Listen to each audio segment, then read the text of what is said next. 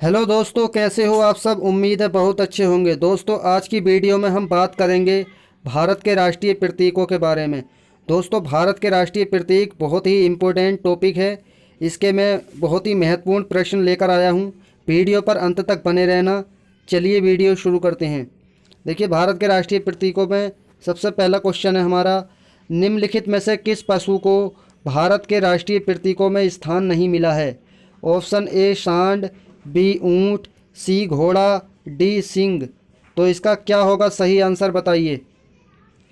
देखिए, जो हमारे राष्ट्रीय प्रतीक हैं इसमें सांड को इस तो स्थान मिला है। देखिए, सांड राष्ट्रीय प्रतीकों में ये सांड और घोड़ा आपको जो हमारा अशोक चक्र है इसमें दिखाई दे रहा होगा।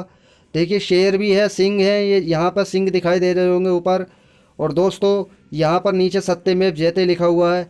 घोड़ा भी है, आप बाईं साइड में देखेंगे तो घोड़ा भी दिखाई दे रहा है, सांड भी है और दोस्तों सिंह भी है।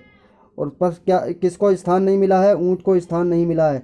तो इसका जो सही आंसर होगा वो ऊँट हो जाएगा। चलिए अगला प्रश्न, भारत का राष्ट्रीय धरोहर पशु निम्नलिखित में से कौन सा है। ऑप्शन है शेर, हाथी, बाघ, घोड़ा। तो राष्ट्रीय धरोहर पशु कौन सा है बताना है। देखिए, राष्ट्रीय धरोहर पशु हाथी है। जो हाथी है वो हमारा भारतीय राष्ट्रीय धरोहर का पशु है।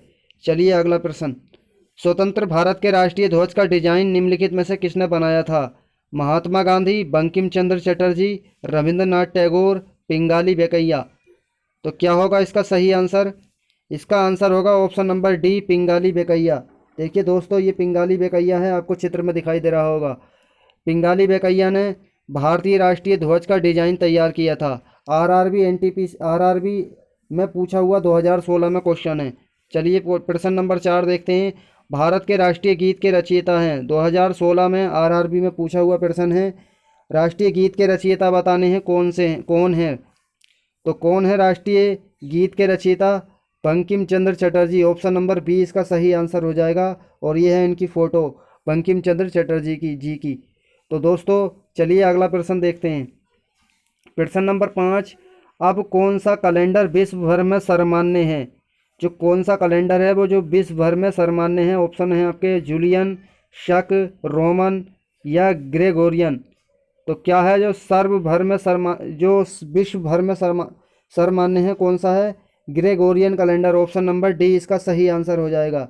चलिए प्रश्न नंबर 6 है, भारत के राष्ट्रीय गान के रचयिता। देखिए, अभी हमने पढ़ा भारतीय राष्ट्रीय गीत के रचयिता, अब हैं राष्ट्रीय गान के रचयिता। तो राष्ट्रीय गान के रचयिता कौन है?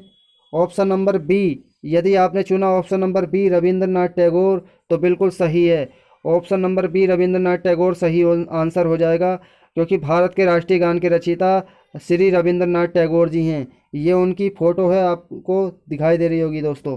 चलिए अगला प्रश्न, भारत के राष्ट्रीय ध्वज की लंबाई तथा चौड़ाई का अनुपात क्या है। Very very important question, RRB NTPC 2016 में पूछा हुआ प्रश्न है। जो भारत का राष्ट्रीय ध्वज है उसकी लंबाई तथा चौड़ाई का अनुपात आपके सामने ऑप्शन है 1:2, 2:3 या 2:1 या 3:2। क्या है इसका सही आंसर? देखिए, जो राष्ट्रीय ध्वज है उसकी लंबाई और चौड़ाई का अनुपात होगा 3:2।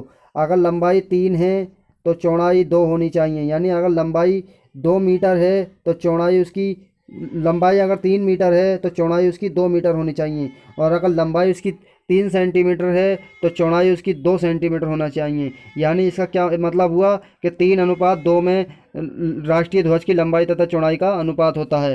प्रश्न नंबर 8 है, वंदे मातरम किस ग्रंथ से संकलित है। आरआरबी 2017 में पूछा हुआ प्रश्न है।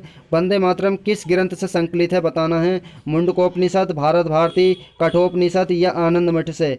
तो इसका सही आंसर हो जाएगा ऑप्शन नंबर डी, आनंद मठ से। जो हमारा राष्ट्रीय गीत है वंदे मातरम वो आनंद मठ से लिया गया है। चलिए अगला प्रश्न, राष्ट्रीय ध्वज के चक्र में कितनी तिल्लियां हैं। एसएससी 2017 में पूछा हुआ प्रश्न है। देखिए, ऑप्शन है आपके सामने 20, 23, 24 या 22। तो राष्ट्रीय ध्वज के चक्र में कितनी तिल्लियां होती हैं? तो दोस्तों, इसमें 24 तिल्लियां होती हैं। ऑप्शन नंबर सी इसका सही आंसर हो जाएगा। आप इनकी तिल्लियों को गिनकर देख लेना, आपको ये 24 ही नज़र आएंगे। जो राष्ट्रीय ध्वज के में चक्र होता है उसमें 24 तिल्लियां होती हैं। चलिए अगला प्रश्न, भारत का राष्ट्रीय गान जन गण मन सर्वप्रथम कब और कहाँ गाया गया? 1931 कलकत्ता में, 1911 कलकत्ता में, 1896 कलकत्ता में, 1950 दिल्ली में। तो क्या होगा सही आंसर इसका? एसएससी 2016 में पूछा हुआ प्रश्न है। जो भारत का राष्ट्रीय गान यानी जनगण मनगढ़ है वो सर्वप्रथम 1911 के कलकत्ता अधिवेशन में गाया गया था। दोस्तों ऑप्शन नंबर बी इसका सही आंसर हो जाएगा। अगले प्रश्न की तरफ पढ़ते हैं। राष्ट्रीय ध्वज के बीच में बने चक्र धर्म चक्र का रंग क्या है? जो राष्ट्रीय ध्वज है उसके बीच में जो बना हुआ धर्म चक्र है उसका क्या रंग है? समुद्र नीला, हरा या गहरा नीला या काला? तो कैसा नज़र आ रहा है ये आपको रंग इसका? गहरा नीला। तो ऑप्शन नंबर सी इसका सही आंसर हो जाएगा। देखिए ऑप्शन नंबर सी इसका सही आंसर होगा, गहरा नीला होता है। धर्म चक्र जो राष्ट्रीय ध्वज में होता है उसका रंग जो होता है वो गहरा नीला होता है। चलिए अगला प्रश्न। भारत का राष्ट्रीय गीत कौन सा है? कौन सा है राष्ट्रीय गीत? ऑप्शन आपके सामने हैं, पढ़ लीजिए जल्दी। यदि आपने चुना ऑप्शन नंबर सी, राष्ट्रीय गीत है वंदे मातरम। जो राष्ट्रीय गीत है वो वंदे मातरम है और राष्ट्रीय गान है जनगण मन। अगर राष्ट्रीय गान आपने ऑप्शन चुना है तो गलत चुना है दोस्तों। जनगण मन जो है हमारा राष्ट्रीय गान है और राष्ट्रीय गीत है हमारा वंदे मातरम। चलिए अगला प्रश्न। भारत का राष्ट्रीय गीत वंदे मातरम सर्वप्रथम कब और कहाँ गाया गया? वेरी वेरी इंपॉर्टेंट प्रश्न है, आरआरबी 2017 में पूछा हुआ प्रश्न। भारत का जो राष्ट्रीय गीत है वो वंदे मातरम सर्वप्रथम कब और कहाँ गाया गया? तो क्या होगा इसका सही आंसर? ऑप्शन नंबर सी, 1896 के कलकत्ता अधिवेशन में जो राष्ट्रीय गीत है वंदे मातरम वो सर्वप्रथम गाया गया था। चलिए अगला प्रश्न। भारतीय राष्ट्रीय प्रतीक में कितने शेर दिखाई देते हैं?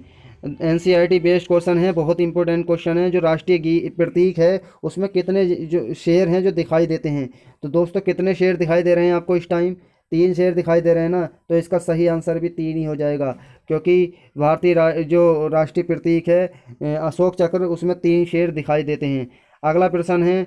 भारतीय भारतीय प्रतीक चिन्ह की आधार पट्टी पर अंकित वाक्य सत्यमेव जयते कहाँ से लिया गया है? जो सत्यमेव जयते लिखा हुआ होता है अशोक चक्र के नीचे वो कहाँ से लिया गया है? कौन कौन से वेद से लिया गया है या कहाँ से लिया गया है बताना है आपको। ऋग्वेद, रामायण, शतपथ ब्राह्मण या मुंडकोपनिषद? तो कहाँ से लिया गया है?